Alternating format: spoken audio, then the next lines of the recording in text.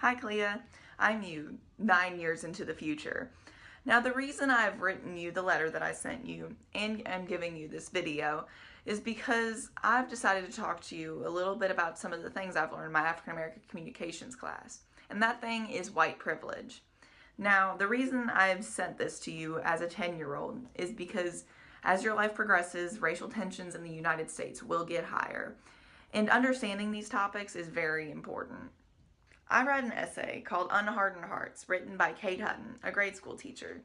Now, she talks about in this essay how her students were reading To Kill a Mockingbird and were very open to talking about racial relations in the United States, because recently there have been a lot of police shootings of African American people. And she says that they were able to talk about these topics because they had unhardened hearts. They were still young and were able to understand all aspects without any biases that the world could give them. And I believe that you are capable of this. White privilege is how white people are blinded by their own advantages and cannot see the inequality and disadvantages of black people. Tim Wise is a white male who talks about white privilege. The reason he speaks out about it is because he admits that he has it, and the only way to spread the idea efficiently is through his privilege. Black people are too busy assimilating into white culture and worrying about being discriminated against to speak out on topics like white privilege. It is important that white people speak out about this topic because they do not face the same microaggressions and pressure that black people face.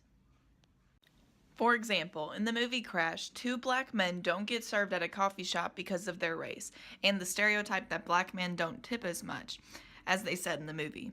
After that, they pass a white couple, where the woman acts scared of them because she thinks they are thugs.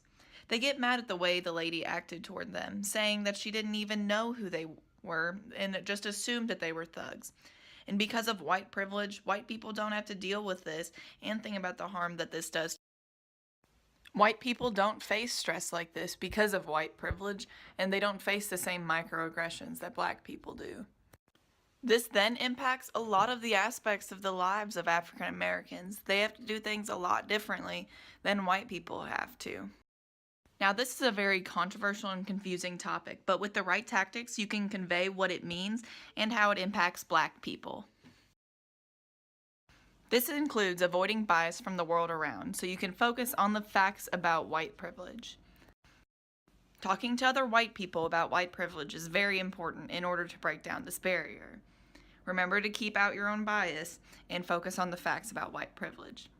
Now, using communication competence, we can inform and educate other people about the struggles of African Americans, like I've talked about earlier in the video. Be sure to listen to the other person's side of the story as well. Listening to the other person's side of the story is another communication competence tactic that helps you understand their point of view, and then you can help them understand your point of view. Be sure to explain that white people don't have to deal with the same stress and microaggressions that are caused on the bodies of African Americans. Because of white privilege, white people don't have to experience the same stressors as African Americans, like being followed around a store for looking suspicious or being pulled over for no reason. Now it's time to wrap it all up. And now I'm going to show you how to explain what white privilege overshadows and how it harms African Americans directly. Now we divide our world up into social categories, which is how we perceive the world and put groups together. So for this social category, we are talking about race. Now because of these social categories, we begin to create stereotypes for those people. These stereotypes can then turn into microaggressions. These microaggressions cause physical stress on the body and mental stress. Once you give the other person all the facts about white privilege and look at their perspective, you all will be able to reach an agreement and really both understand the idea of white privilege. So that is what I learned from my African American communications class. Now I hope you see now that white privilege is a barrier to a societal problem that we all need to confront. Now you have been privileged your entire life. Now use that privilege in order to inform other people about it so that we can help those who are not privileged the same as white people are. You should now have some of the tools and information in order to knock down this barrier. Bye for now, Clea.